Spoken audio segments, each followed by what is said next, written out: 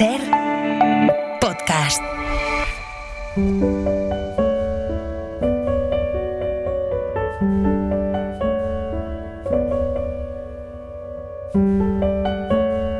Un libro, una hora. Dirigido por Antonio Martínez Asensio. Bienvenidos a Un libro, una hora desde el estudio Toreschi en Radio Barcelona, donde para celebrar Sant Jordi y el Día del Libro les vamos a contar Las leyes de la frontera de Javier Cercas, que hoy ha tenido la amabilidad de acompañarnos. También nos acompañan Eugenio Barona, Pablo Molinero y Greta Fernández. Javier Cercas nació en Hibernando, Cáceres, en 1962. Es el autor de, entre otras, El móvil, El vientre de la ballena, Soldados de Salamina, La velocidad de la luz, Anatomía de un instante, Terra alta o El loco de Dios en el fin del mundo. Y su nuevo libro se titula El periódico de la democracia.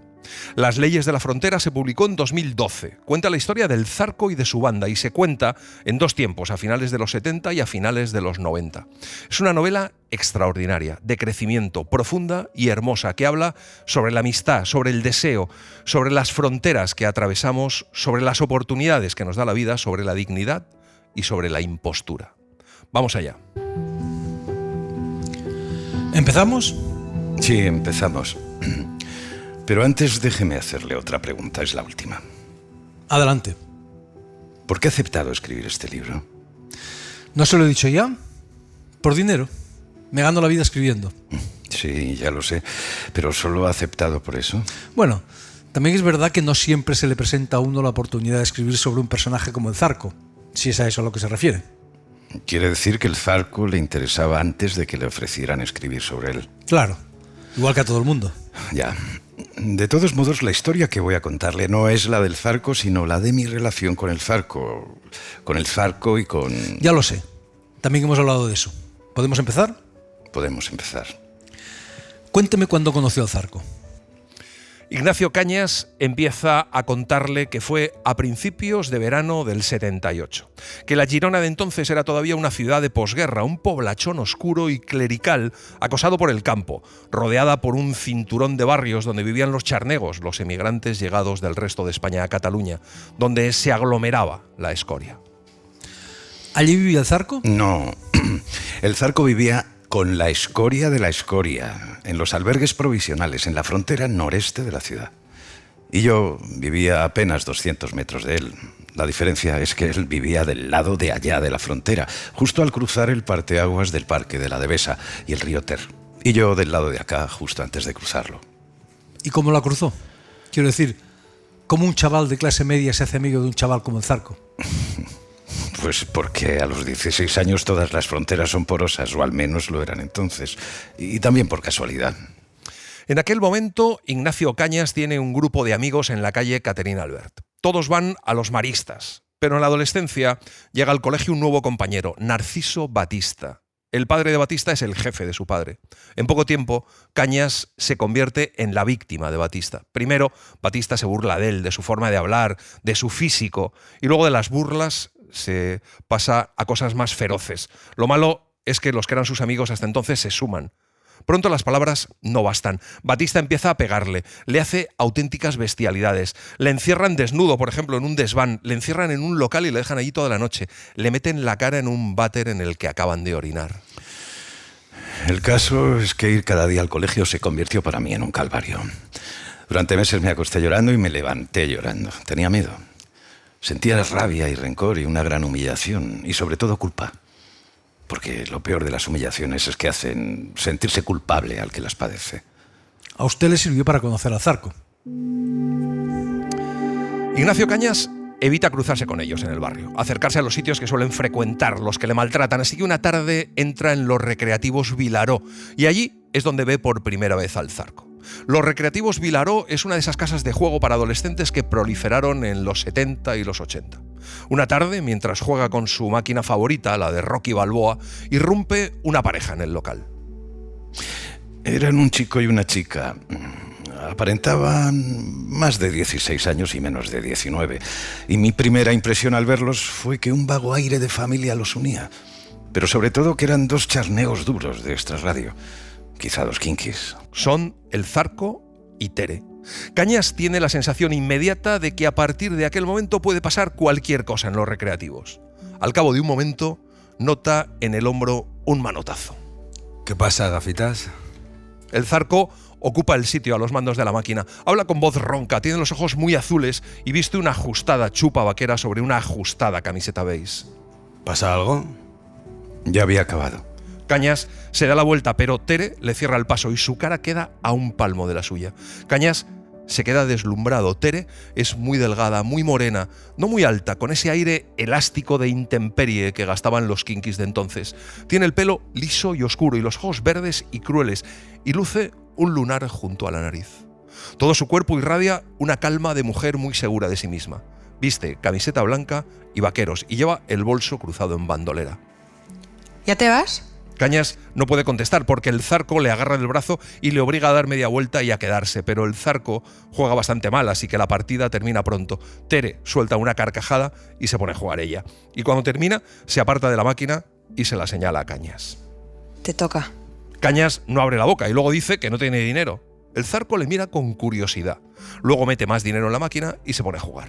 Mientras lo hace, empieza a hablar con Cañas, o más bien a interrogarle. Le pregunta cuántos años tiene, dónde vive, si va al instituto, si habla catalán, y Cañas le va contestando. Luego le pregunta si va muy a menudo por los recreativos y si conoce al señor Tomás, y a qué hora se abre y se cierra el local. Y al final le pregunta si necesita dinero. Y a eso Cañas no sabe qué contestar. Si te hace falta, dímelo. Vienes a la FON y me lo dices. Hablaremos de negocios. ¿Hace o no hace, gafitas? De pronto se acerca un tipo alto y rubio y vestido con un polo Fred Perry que saluda al Zarco. Cuchichea un momento con él y después los dos salen a la calle.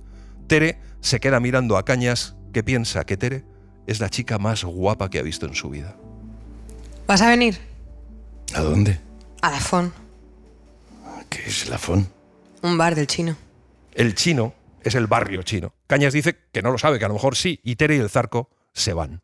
Al día siguiente, cuando Cañas llega a los recreativos, el señor Tomás le ofrece un trabajillo, ayudarle a cerrar a cambio de darle partidas gratis en las máquinas. Y Cañas acepta. Lo que no se le pasa ni por la imaginación es aceptar la invitación del Zarco e ir una tarde al chino y presentarse en la Font. Pero una tarde ocurre algo que cambia su vida. Zarco y Tere vuelven a los recreativos y esta vez acompañados por dos tipos más, el gordo y el tío. El gordo le llaman así porque es tan flaco que parece vivir de perfil. El tío lo llaman así porque cada 3 palabras que pronuncia, una es tío. Van directamente hacia Cañas. ¿Qué pasa, gafitas? ¿No piensas venir a la FON? Tere también le saluda y le dice que le han estado esperando. Cañas contesta con excusas, pero en realidad nadie le hace caso. Cañas se queda junto a Tere sin atreverse a marcharse. Poco después vuelve a aparecer el tipo del Fred Perry y entonces el Zarco, el gordo y el tío se van con él a la calle. Tere se queda jugando su partida. Cañas le pregunta quién es el tipo del Fred Perry y Tere le contesta que es un camello. ¿Fumas? Sí. Chocolate. ¿Quieres probarlo? Si quieres probarlo, ven a la FON. ¿Vas a venir o no? Cañas, en vez de mirar todo el rato a la máquina mientras ella juega, mira a Tere de vez en cuando furtivamente. Y ella se da cuenta. Aquí estoy buena, gafitas. Tere termina de jugar su bola sin prisa y dejando la partida a medias, coge de la mano a Cañas y le lleva a rastras hasta el fondo de los recreativos, esquivando a la gente. Entran en los lavabos de mujeres. Tere abre la puerta de la primera cabina y le invita a pasar. Luego entra y cierra la puerta y el pestillo. La cabina es un espacio minúsculo. Tere se pone el bolso a la espalda. Bájate los pantalones. ¿Qué? La respuesta de Tere consiste en besarle en la boca, un beso largo, denso y húmedo con su lengua caracoleando contra la de Cañas, que ya siempre será el gafitas. Es la primera vez que le besa a una mujer. Como un sonámbulo se desabrocha el cinturón y se baja los pantalones y los calzoncillos. Luego Tere le coge el miembro con la mano, se agacha y se lo mete en la boca. El gafitas acaba muy pronto. Tere se incorpora y le besa en los labios. Luego sonríe de una forma fugaz, pero perfecta. Mañana te espero en la FON. Cuando el gafitas sale de los lavabos, Tere ya no está en los recreativos. Tampoco están el Zarco, el gordo ni el tío. Al día siguiente el gafitas va, por supuesto, por primera vez a la Font. Un poco acobardado se coloca en un extremo de la barra, pide una Coca-Cola y espera. Tere y el Zarco no tardan en aparecer. En cuanto le ven, la cara de Tere se ilumina. El Zarco le palmea la espalda. Joder, gafitas, ya era hora, ¿no? Le llevan hasta el fondo del local donde está el resto de la vasca. Está uno que se llama el Chino, otro que se llama el Colilla y luego aparece Lina, una rubia con minifalda y zapatillas de color fucsia, que es la chica del gordo. Nadie presenta a nadie. El gafita se siente fuera de lugar, pero ni por un momento se le ocurre marcharse. Poco después se les une un tipo que parece algo mayor, Guille, que es el primero que pregunta quién es el nuevo. Entonces el Zarco le cuenta que es el tipo que trabaja en los recreativos y le pide al gafitas que cuente lo que hace allí. Y el gafitas, halagado por su protagonismo, cuenta todo lo que sabe. El resto de la tarde lo pasa con ellos y allí se entera de que Zarco y Tere viven en los albergues provisionales y que la mayoría de ellos han pasado temporadas en reformatorios. Aquella misma noche, el gafitas tiene la primera bronca gorda con su padre, el primer día que se ha bebido unas cervezas y se ha fumado unos porros con la vasca del Zarco. Antes de quedarme dormido, me prometí lleno de resolución que al día siguiente iría a la Font y hablaría con el Zarco para pedirle que no molestasen al señor Tomás y que luego hablaría con Tere para preguntarle si salía con el Zarco. Si la respuesta era no, me prometí, le pediría que saliera conmigo. Al día siguiente va a la Font, sin pasar por los recreativos, le dice a Tere que quiere hablar con ella, pero no tiene valor para preguntarle si sale con el Zarco. Eso sí, le pregunta por qué tienen tanto interés en los recreativos, si es que le van a pegar un palo al señor Tomás. Tere no le contesta. Pasan el resto de la tarde fumando y bebiendo entre la Font y el puente de Galigans. En una de esas idas y venidas, el Zarco le agarra del brazo y le pregunta si está mosca con lo de recreativos. El gafitas le pregunta si es verdad que van a pegar un palo allí. Bueno, ¿y qué pasa si es verdad? Me dijiste que no tenías pasta, ¿no? Pues así es como se hace la pasta. Tú nos cuentas de qué va la cosa, nosotros damos el palo y luego te llevas tu parte. No hay riesgo, negocio redondo. ¿Qué más quieres, gafitas? El Zarco se queda mirándole. El gafitas no sabe cómo explicárselo. Es que yo no soy como vosotros. El Zarco sonríe con una sonrisa dura de dientes blancuzcos. El gafitas le aclara que no quiere participar en ningún negocio ni que le pase nada al viejo. Y el Zarco le contesta que si el viejo es colega suyo, la cosa cambia. La amistad es sagrada, gafitas. ¿No te parece? Entonces no hay palo. Eso sí, me debes una. Hoy por ti y mañana por mí.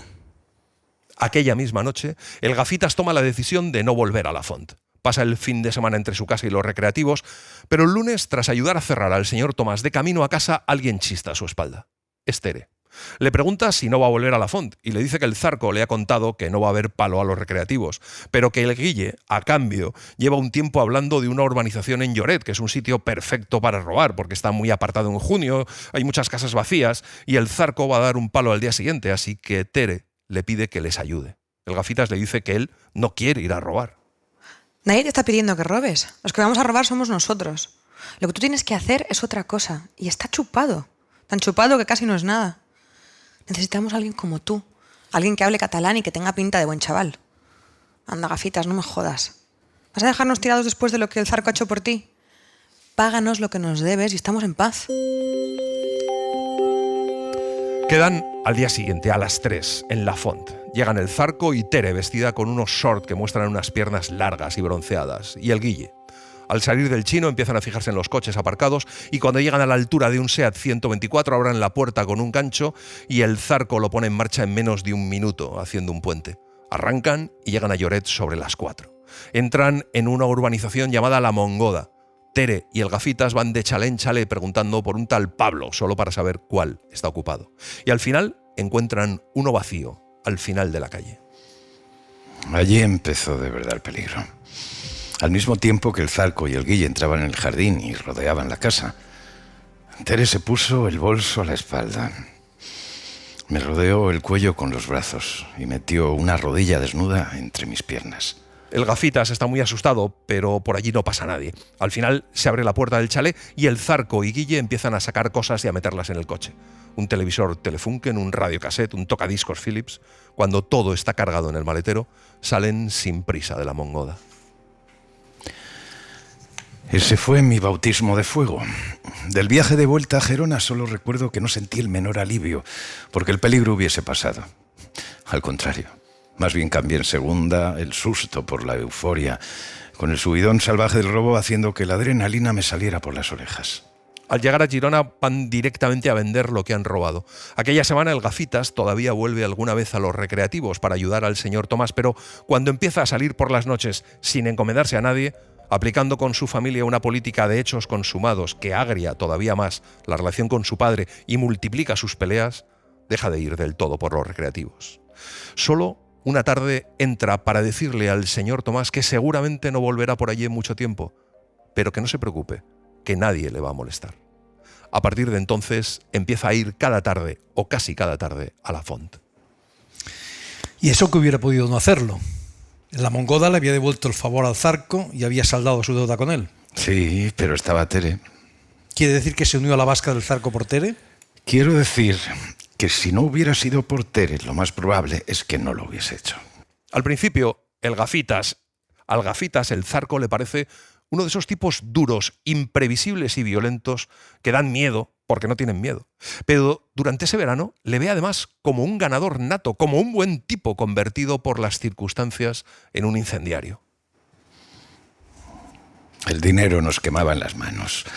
Una tarde teníamos 25, 30, 30.000 pesetas y a la mañana siguiente ya no teníamos nada. Eso era lo habitual. Claro que el dinero no lo gastábamos todos y no solo los que intervenían en el golpe. ¿En qué se lo gastaban? Pues en beber, en comer, en fumar y naturalmente en drogas. ¿Y qué drogas tomaban? Chocolate, también pastillas, bustáis, artanes, cosas así. Alguna vez mescalina, pero no cocaína. La heroína llegó más tarde, igual que la coca. El Gafitas hace lo posible por integrarse en la vasca. Va cada tarde a la font, se junta con ellos y hace más o menos lo que ellos hacen. Pero es verdad que nunca se siente del todo un miembro más de la vasca. Para todos, el Gafitas es como un meteorito, un tipo desubicado, un niño pera perdido entre ellos, alguien con el que no tienen mucho que ver, aunque lo acepten y puedan confraternizar de vez en cuando con él. Y el Gafitas consume todo tipo de drogas, pero las toma porque le gustan y también, para integrarse, va de putas con ellos. ¿Las chicas de la vasca lo sabían? Pues no sé si lo sabía, no lo creo. Lina es la chica del gordo, pero el Zarco y Tere no se comportan como una pareja. Tere da la impresión de estar en la vasca como cualquiera. En los primeros días, el Gafitas piensa que Tere es la chica del Zarco, pero enseguida se da cuenta de que van a su aire. Cada noche del verano terminan en Rufus, una discoteca donde van los charnegos y los kinkis de la ciudad. Tere se pasa la noche bailando y al Gafitas le parece la chica más atractiva de la discoteca. Una de las noches, el Gafitas se encuentra mal, vomita y decide irse a casa andando por la carretera. Y poco después para un coche donde van Tere y un tipo conduciendo que se parece a Travolta. Y ella le dice que suba, que le llevan y que ella se va a tirar a ese tipo esa noche. Y por eso le decía que a partir de aquel momento cambió mi manera de ver las cosas. Porque entonces me di cuenta de que fuera cual fuese la relación que unía a Tere y el Zarco, Tere hacía lo que le daba la gana y con quien le daba la gana. Idealizó a Tere. Si enamorarse de alguien no consiste en idealizarlo, ya me contará en qué consiste. ¿Y al Zarco? ¿También lo idealizó? No lo sé. Puede ser. Y es que aquel principio de verano el Gafitas solo es un chaval imberbe y asustado que casi de un día para otro se ha visto agredido por los que eran sus amigos y ha encontrado de pronto una vasca que le ofrece respeto, aventura, dinero, diversión y placer. ¿Sabe cómo llamaba yo a la vasca del Zarco? Los del Lian Shampoo. En esa época se estrenó en España una serie japonesa, La Frontera Azul, que tuvo un éxito espectacular, una especie de versión oriental de Robin Hood. Estaba ambientada en la Edad Media, en China. Contra la opresión se levantaba un grupo de hombres rectos, capitaneado por un antiguo guardia imperial. Los integrantes de ese grupo estaban condenados por la justicia del opresor a una vida de forajidos en las riberas del Lian Shampoo, un río cercano a la capital, que también era la frontera azul del título. Una frontera real, pero sobre todo una frontera simbólica, la frontera entre el bien y el mal, entre la justicia y la injusticia. El inspector Cuenca dice que la banda del Zarco acabó de cuajar cuando usted se unió a ella. Creo que lo que quiere decir es que usted fue como la levadura que levantó el pan. No lo creo. No creo que yo hiciera cuajar nada. Lo que sí es verdad es que mi llegada coincidió con el primero de los dos saltos cualitativos que dio la vasca. Y es que ese verano lo cambia todo porque llena la costa de turistas y la convierte en un reclamo irresistible y convierte a la vasca en una banda de delincuentes de verdad. Son dos grupos organizados de forma más o menos espontánea, sin ninguna jerarquía expresa, aunque el Guille manda en el segundo grupo y el Zarco en el primero e indirectamente en el segundo.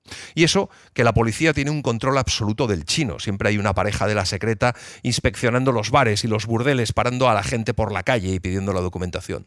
Al Gafitas, de hecho, le paran muchas veces, pero él no tiene miedo.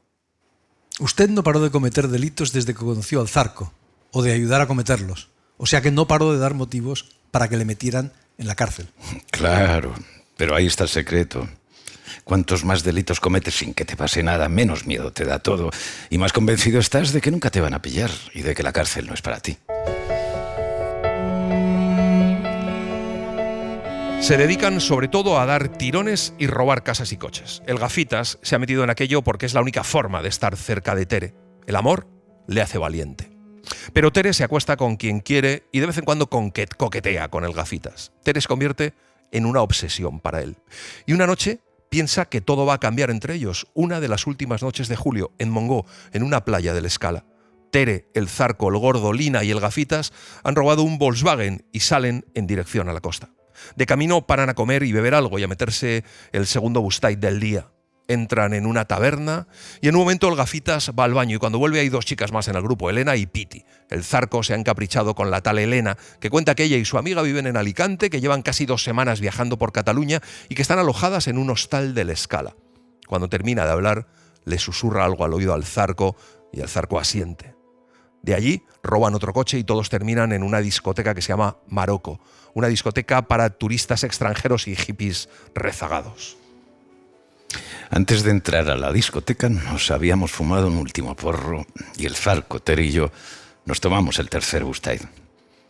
En cuanto entramos perdí al Zarco y a Elena, no a Tere, que se lanzó enseguida a bailar. Me puse a mirarla desde la barra mientras me bebía mi cerveza. Por momentos con la sensación vanidosa de que bailaba para mí. Pero aquella noche el Gafitas sale a bailar con ella y cuando apagan la música y encienden las luces de la discoteca se dan cuenta de que sus colegas han desaparecido. Salen al aparcamiento, el Volkswagen sigue ahí, son casi las 5.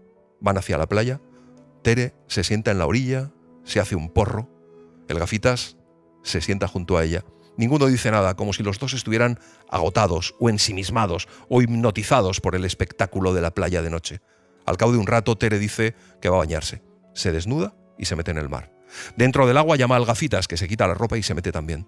Cuando salen, parece que el baño ha disipado la ebriedad del alcohol y el hachís y ha apaciguado la taquicardia de los Bustite. Oye, Gafitas, tú y yo todavía no hemos echado un polvo, ¿verdad? No, creo que no. Pues ya va siendo hora de que lo echemos, ¿no te parece? Sin embargo, después de eso, nada cambia entre ellos. Tal vez porque poco después la banda queda reducida casi a la mitad por la muerte del Guille y por la detención del Chino, el Tío y el Drácula. Aquella tarde el Guille y su grupo tenían planeado un robo en un pueblo cercano a Figueras y el robo fracasó porque mientras el Guille y el Drácula estaban en el interior de la casa aparecieron el propietario y 2 de sus hijos armados con escopetas de caza y los ahuyentaron a tiros. Por los alrededores circulaba una lechera de la policía armada. Empezaron una persecución a tumba abierta que terminó pocos kilómetros más allá, cuando el Tío tomó a demasiada velocidad una curva, perdió el control del SEAT 124 en el que viajaban.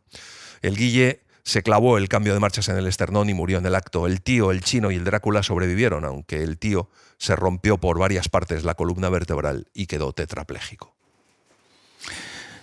Los días que siguieron al accidente fueron muy raros. Ninguno de nosotros asistió al entierro del Guille, ni visitó a los heridos en el hospital, ni se interesó por ellos o por sus familias. En realidad, todo continuó como si aquella catástrofe no hubiese ocurrido. Pero en realidad, aquel episodio lo cambia todo, porque desde entonces el Zarco empieza a buscar armas y consigue una pistola Star del 9 largo, 2 escopetas recortadas de fabricación casera, un par de cargadores y un par de cajas de munición. Después atracan a punta de escopeta una tienda de ultramarinos y 2 días después intentan robar una gasolinera. Esa vez sale mal. La policía empieza a perseguirles y se encuentra en medio de un tiroteo en toda regla. Las balas entrando por el parabrisas trasero y saliendo por el parabrisas delantero, mientras el Zarco y Tere sacan el cuerpo por las ventanillas y empiezan a disparar. Ese día, el Gafitas lo único que hace es encogerse en el asiento del copiloto, petrificado de miedo, incapaz de usar su recortada. El robo frustrado de la gasolinera de Sils tuvo como mínimo 2 consecuencias.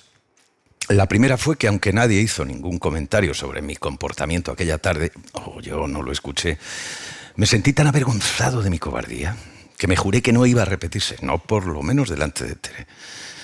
La segunda fue que el Zarco decidió cambiar de objetivos y la consecuencia de esa consecuencia fue que a partir de entonces dejamos de robar tiendas y gasolineras y empezamos a robar bancos. Un día tienen previsto atracar un banco y el plan es que Tere y el Zarco entren en la sucursal y el Gafitas les espere en la acera con la Star vigilando la entrada. Pero ese día el Gafitas dice que entra él. La frase suena como una orden. No digas tonterías, Gafitas. ¿Estás seguro? Sí, entramos tú y yo. Tere le da la media y la recortada al Gafitas y los dos se miran un segundo. Hay una mezcla de orgullo y estupor en los ojos de Tere. El atraco sale bien, pero el botín no llega a las 40.000 pesetas. Después de aquello preparan varios atracos a bancos. 2 los suspenden en el último momento. Tras suspender uno de ellos, en un pueblo de los alrededores de Figueras llegan a Cadaqués. Allí el Gafitas se encapricha de un Meari recién estrenado y se lo hace. Luego, conduciéndolo con el Zarco al lado y el Gordo y Tere detrás, salen de Cadaqués, bordean la orilla del mar hacia el norte y llegan a un promontorio coronado por un faro y más allá una extensión de agua casi tan grande y tan azul como el cielo. Es el Cabo de Creus. Tere y el Gordo se han quedado dormidos. El Zarco y el Gafitas bajan del coche y echan a andar por la explanada del faro hasta que no queda otra cosa que un despeñadero que baja hacia un laberinto de calas y ensenadas. Joder, parece el fin del mundo. Al rato se dan media vuelta, se apartan del acantilado y se sientan contra la pared del faro para fumarse juntos un porro. El Gafitas le pregunta al Zarco qué va a hacer después del verano. La pregunta suena un poco incongruente. El Zarco le pregunta qué va a hacer él. Y el Gafitas contesta que va a hacer lo de siempre. ¿Y eso qué quiere decir? ¿Que piensas volver a la escuela? Pues eso quiere decir que pienso hacer lo mismo que este verano. A la escuela no pienso volver.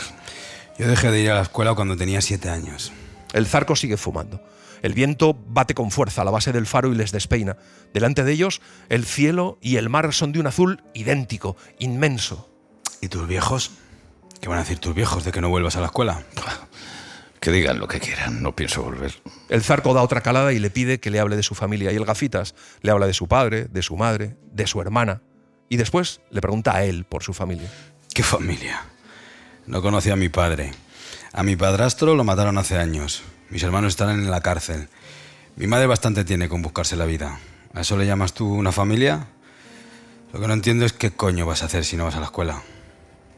Que ya te lo he dicho, lo mismo que vosotros. Joder.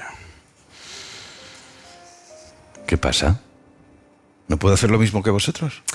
En realidad no puedes, porque no eres como nosotros. No me digas que vas a soltarme un sermón. Por toda respuesta, el Zarco sonríe y luego se quedan callados un momento. A ver, ¿por qué no soy como vosotros? Porque no lo eres. Hago lo mismo que vosotros. Casi lo mismo, sí, pero no eres como nosotros. Porque tú vas a la escuela y nosotros no. Porque tú tienes familia y nosotros no. Porque tú tienes miedo y nosotros no. ¿Vosotros no tenéis miedo? Sí, pero tenemos un miedo que no es como el tuyo. Tú piensas en el miedo y nosotros no. Tú tienes cosas que perder y nosotros no, Gafitas. Esa es la diferencia. Durante un rato siguen mirando el mar y el cielo y escuchando el aullido del viento. Mírala. El Gafitas se vuelve. Es Tere, que acaba de doblar la esquina del faro. Camina hasta el acantilado y se queda allí, de cara al mar. El pelo enloquecido por el viento y la silueta recortada contra un cielo sin nubes y cada vez más oscuro, y un mar encrespado y cada vez más oscuro también. ¿Te gusta la Tere? Claro. Me refiero a si te gusta para follar. No. Entonces, ¿por qué te la follaste? En ese momento, Tere se da la vuelta y abre de par en par los brazos con un ademán de admiración o de incredulidad, abarcando el cielo y el mar a sus espaldas. ¿Qué te creías? ¿Que no lo sabía? ¿Quién te lo ha contado? ¿Ella? El Zarco no insiste y el Gafitas está impaciente por cambiar de tema.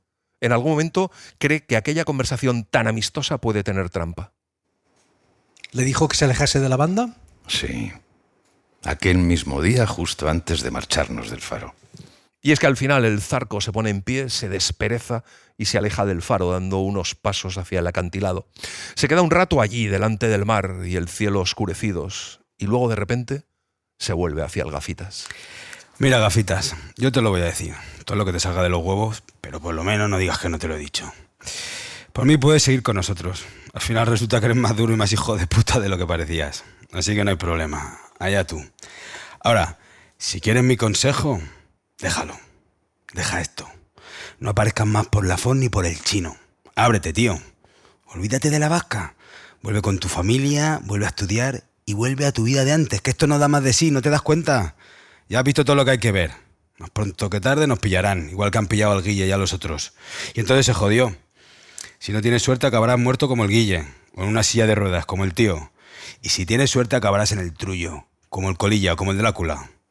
Aunque para un tío como tú no sé qué es peor. Yo pasé por el trullo unos meses, pero el trullo pasará por ti. Te pasará por encima. Ya puede ser todo lo duro y todo lo hijo puta que quieras, Gafitas. También por eso tú no eres como nosotros. Además, nosotros no tenemos dónde elegir. Solo tenemos esta vida, pero tú tienes otra. No seas gilipollas, Gafitas. Déjalo, coño. El Gafitas no le contesta. Ya es casi de noche. Vuelven al Meari y se marchan de allí. ¿Se planteó usted dejar la banda después de que el Zarco se lo aconsejase? Sí, creo que sí. Pero no porque yo quisiese dejarla, sino porque, insisto, me entró la sospecha de que el Zarco me había aconsejado dejar la banda y volver a mi vida de antes para alejarme de Tere. Y de que había escondido una amenaza detrás de un consejo. Pero poco después de la conversación del Cabo de Creus, se acaba todo. A mediados de septiembre deciden atracar el Banco Popular de Bordils. Lo preparan todo sin tiempo y con gran torpeza, porque ni siquiera inspeccionan la sucursal ni los alrededores. Tere está ese día en Barcelona porque una de sus hermanas acaba de tener un hijo. Le sustituye el Latas, que nunca ha atracado un banco y no tiene experiencia con armas. Y además hay un chivatazo. Y es que todos hablan con demasiada gente y con demasiada alegría y los bares del Chino están llenos de confidentes de la policía, pero el caso es que les están esperando. Todo desde el principio dentro de la sucursal es extraño. La caja encima además tiene apertura retardada. El Zarco duda y cuando deciden escapar, en la calle les espera la policía. Al Gafitas le hieren de un disparo en el brazo. Se inicia una persecución de coches que termina con el gordo herido y el Zarco y el Gafitas huyendo a la carrera. La última imagen es una imagen doble. Por una parte es una imagen diáfana, la imagen de mí mismo corriendo por la devesa mientras me alejo del Zarco. Por otra, es una imagen borrosa, entrevista al volverme para ver si me siguen. La imagen del Zarco enredado con una maraña de brazos y piernas debatiéndose con los dos policías. Entonces abandonó usted al Zarco. ¿Y qué iba a hacer? ¿Qué hubiese hecho usted? Procurando que nadie le vea, llega a la calle Caterina Albert y sube a su casa. Al llegar allí todo ocurre muy deprisa. Su madre y su hermana ponen el grito en el cielo al ver la camiseta empapada de sangre. Su padre, en cambio, reacciona de otra forma. Le lleva al baño y le pide que le cuente la verdad. Y el Gafitas se lo cuenta. El padre no grita, no se enfurece, dice que hay que ir a comisaría. Entonces el Gafita le implora y el padre decide hacer una maleta para cada uno e irse a una casa de verano que un amigo suyo acaba de comprar en Colera, un pueblo remoto de la costa. Por el camino le dice que si llega la policía les diga que llevan una semana los dos solos allí, apurando los últimos días del verano y las vacaciones. Nada más llegar, el Gafitas se va a dormir. Le despierta su padre diciéndole que está allí la policía. El Gafitas cuenta la versión que han preparado y cuando termina, el policía le dice que se vista y que se prepare para irse con ellos. Y sale de la habitación. Poco después, vuelve a entrar en su habitación el policía. El Gafitas sigue en la misma posición, no se ha movido, sigue sentado en la cama. En determinado momento se abrió la puerta de mi habitación y apareció el inspector Cuenca. Naturalmente pensé que era el fin, pero no lo fue. De hecho, fue el principio. Porque lo que pasó fue que el inspector Cuenca se limitó a quedarse allí, mudo, de pie e inmóvil, mirándome durante un par de segundos inacabables. Y luego se fue.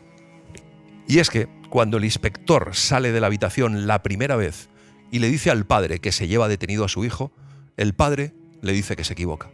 Le dice que su hijo es un buen chaval y que no va a volver a delinquir nunca, que no ganará nada metiéndole en la cárcel, que ya han detenido al cabecilla y desarticulado a la banda, que metiendo a su hijo en la cárcel no ganará nada, solo ganará un delincuente más. Y le pide que le dé una oportunidad a su hijo, que se olvide de todo y que ellos se lo agradecerán eternamente. Durante el silencio que sigue, el inspector Cuenca piensa en su propio padre, un viejo guardia civil a punto de jubilarse allá en Cáceres, y se dice que él hubiera hecho lo mismo por su hijo, y que es posible que el padre del Gafitas tenga razón. Después del atraco a la sucursal del Banco Popular en Bordils y la visita del inspector Cuenca Colera, mi padre y yo nos quedamos aún varios días en el pueblo. El Gafitas está malo y 4 días después de comer, ven una película en la tele y cuando termina la peli empieza un episodio de La Frontera Azul. No es un episodio cualquiera, es el último de la serie. Al verla aquella tarde me eché a llorar. Miento. En realidad llevaba ya mucho rato llorando. Lloré mucho rato allí, en silencio, sentado casi a oscuras junto a mi padre, en aquel comedor semivacío de una casa perdida, en un pueblo perdido, con un desconsuelo que no conocía o no recordaba, con la sensación de haber desentrañado de golpe el significado completo de la palabra fracaso y de haber descubierto un sabor desconocido, que era el sabor de la vida adulta.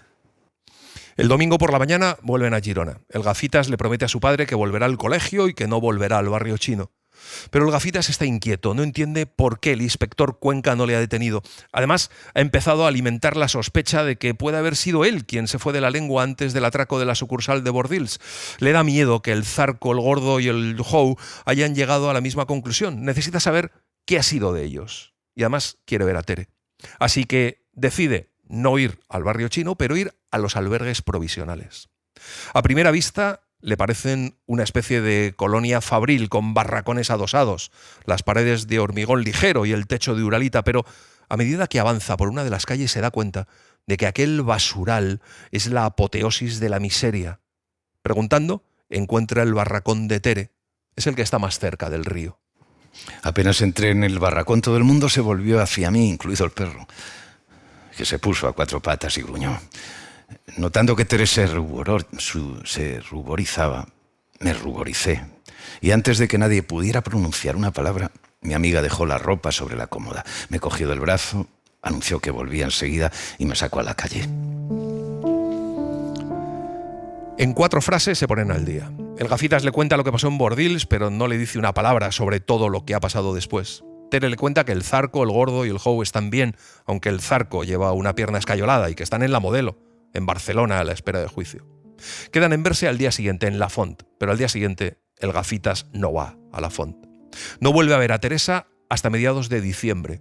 Durante esos 3 meses de otoño vuelve a su vida anterior, pero solo en cierto sentido, porque la persona que vuelve ya no es la misma. 2 días después de la visita a los albergues empieza el curso. Batista llega a media mañana. No cruzan palabra hasta que a la hora de comer terminan las clases. El Gafitas se encuentra con todo el grupo. Batista intenta vacilarle y le pregunta por su brazo vendado. Con una inesperada sensación de victoria, comprendí que me traían sin cuidado, que Batista me llamase Dumbo, yo qué sé, o que me llamase catalanufo. Comprendí que Batista era solo un matoncito de medio pelo, un bravucón inofensivo, un pijo sin media hostia. Y me asombró haberle tenido alguna vez miedo. Más asombrado aún comprendí que ya no sentía ninguna necesidad de vengarme de él, porque ya ni siquiera le odiaba, y que esa era la mejor forma de venganza. Aquella es, para el Gafitas, que vuelve a ser Ignacio Cañas, una época magnífica, de muchos cambios. Durante la semana estudia duro y durante los fines de semana se desmadra con sus amigos, recupera multiplicada la autoestima, firma definitivamente la paz con sus padres, casi olvida al Zarco y a Tere, y haciendo el papel de camello de sus amigos para el fin de semana, vuelve a ver a Tere. La ve un día sentada al fondo de un bar al que han ido a buscar chocolate. Antes de que él se pueda acercar, ella, con una sonrisa, se levanta y se abre paso entre la gente hasta llegar hasta él. La vi de nuevo como la había visto por primera vez en los recreativos Vilaró. Y como la vi durante todo el verano, burlona, segura y radiante. La chica más guapa que había conocido en mi vida. Tere le cuenta que ha ido 3 veces a Barcelona para ver al Zarco y lo ha encontrado bien, que lleva ya varios meses sin ir ni por la Font ni por el Chino. Ya no vive en los albergues porque los han derribado, ahora vive en unos pisos, y antes de que ella pueda cambiar de conversación, el gafitas le dice que necesita chocolate. Al cabo de unos minutos, Tere sale del bar. De un bolsillo de su anorak saca 3 barritas de hachís finas y envueltas en papel de plata. De repente, el gafitas siente ganas de besarla. Quedan al día siguiente en la Font, pero el gafitas vuelve a no ir. Siente que aquello, de verdad, es el final de la frontera azul. ¿Recuerda cuándo volvió a ver al Zarco? A finales de 1999, aquí en Gerona. Entonces él ya no era el mismo. Claro que no. Quiero decir que había tenido tiempo de crear y de destruir su propio mito. Es una forma de decirlo. En cualquier caso, es verdad que para el Zarco todo fue muy rápido. De hecho, mi impresión es que cuando lo frecuenté a finales de los 70, el Zarco era una especie de precursor, y cuando volví a verlo a finales de los 90, era casi un anacronismo, por no decir un personaje póstumo. A finales de los 90 ya no hay el menor interés por los delincuentes juveniles en los medios, ni películas sobre delincuentes juveniles, ni casi delincuentes juveniles. El país ha cambiado por completo. Los años duros de la delincuencia juvenil se consideran el último culatazo de la miseria económica, la represión y la falta de libertades del franquismo. También ha cambiado por completo la ciudad. Girona se ha convertido en una ciudad posmoderna. Durante ese tiempo se ha creado el mito del Zarco a través de la prensa, los libros, las canciones y las películas. Ignacio Cañas se ha convertido en un abogado de éxito y tiene un bufete con 2 socios. La tarde en la que se entera de que al Zarco le han trasladado a la cárcel de Girona, su secretaria le anuncia que 2 mujeres le esperan en la antesala del despacho. Una de ellas es Tere. Me contó que vivía en Vilarroja, que trabajaba en una fábrica de tapones de corcho en Cassà de la Selva y que estaba estudiando enfermería a distancia. Tere parecía realmente contenta de verme. La otra mujer es María, la pareja del Zarco. Tere va al grano, le dice que quieren que defienda al Zarco en un juicio que va a celebrarse en Barcelona unos meses más tarde por agredir a 2 funcionarios de la cárcel de Brians. Cuando Cañas le pregunta si lo sabe el Zarco, María le dice que prefiere que no le llame el Zarco, que su nombre es Antonio, que el Zarco ya es otra persona. Y luego le dicen que es el propio Antonio quien ha pedido que él sea su abogado. Eres famoso, gafitas. En los periódicos no hacen más que hablar de ti.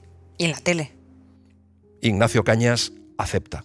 Lo ve al día siguiente por la tarde. Durante esas 24 horas estudia a fondo su hoja de situación penitenciaria y comprueba sin sorpresa que su currículum oficial está a la altura de su leyenda. El Zarco ha pasado más de 25 años en la cárcel o en busca y captura y ha sido juzgado 14 veces y acusado de haber cometido casi 600 delitos. Solo en 2 ocasiones se le ha juzgado por homicidio y en las 2 fue absuelto.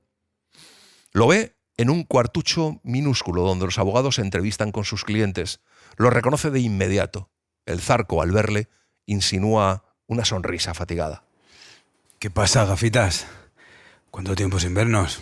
Ha engordado. Parece haber encogido. Enseguida el Zarco se lanza a hablar de sí mismo. Luego le dice que no haga mucho caso a María, que lo único que le interesa es salir en las revistas. Y empieza a resumir su situación penitenciaria.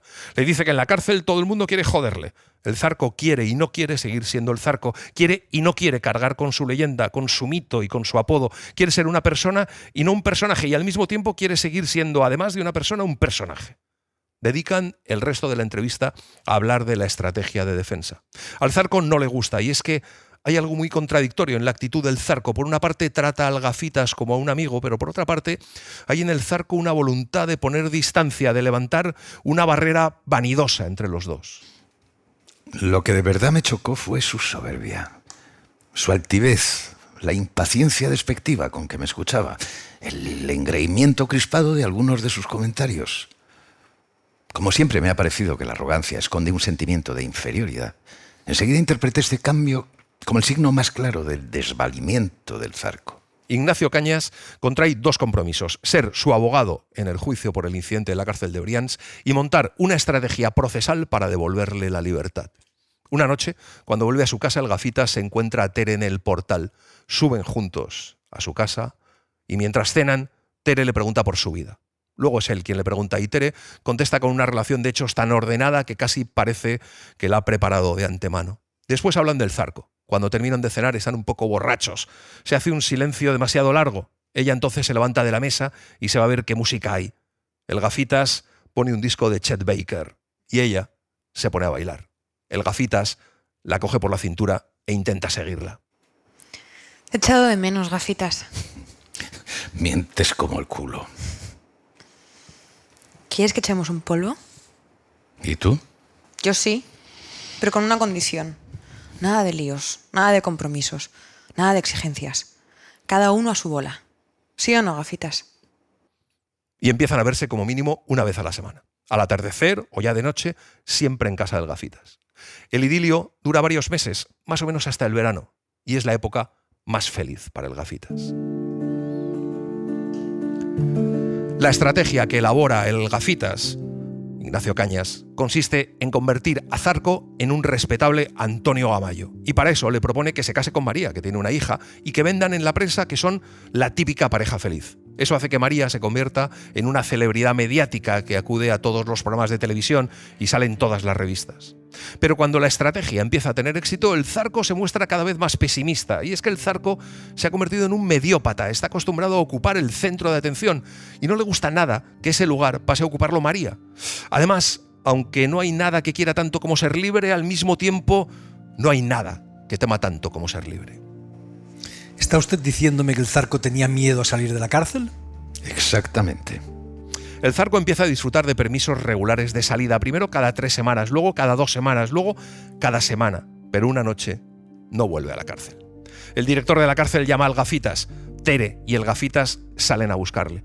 Le encuentran en un sitio inmundo, sentado en un sofá despanzurrado, terminando de liar un porro bajo la luz enfermiza de un fluorescente, hasta arriba de heroína y de cualquier otra cosa. Y allí, el Zarco le dice de todo al Gafitas. Ajusta cuentas con él. No tiene remedio. Muchos picapleitos y mucha mierda y nunca se entendió nada de nada. Mírate bien, capullo. Mírate viniendo aquí a salvar a tu amiguito. No te da vergüenza ser tan gilipollas. Pero es que no te das cuenta de que tú y yo no somos amigos. Ni somos amigos ahora ni lo hemos sido nunca. Deja ya de hacerte el santurrón, coño. Deja de hacer el ridículo. ¿No te das cuenta de que te hemos estado usando?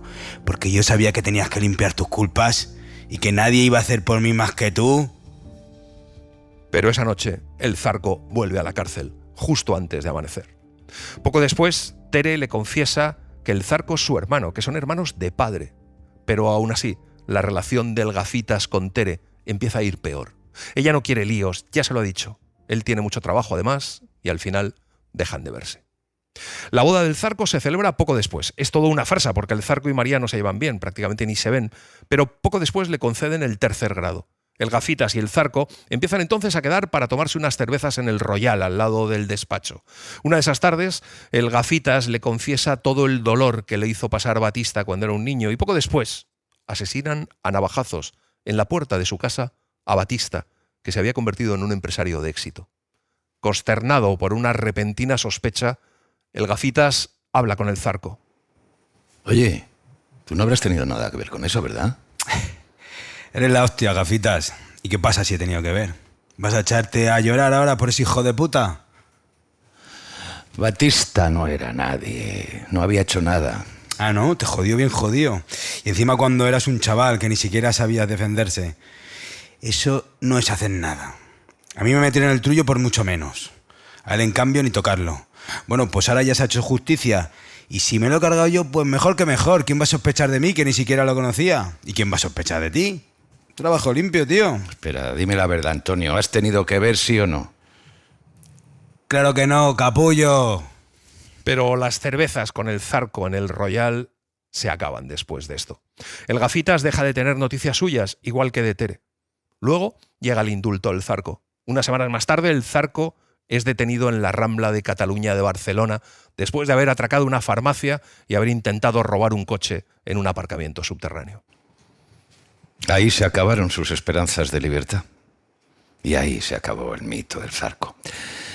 De un día para otro, el Zarco dejó de ser el legendario delincuente bueno que había encontrado por fin el buen camino.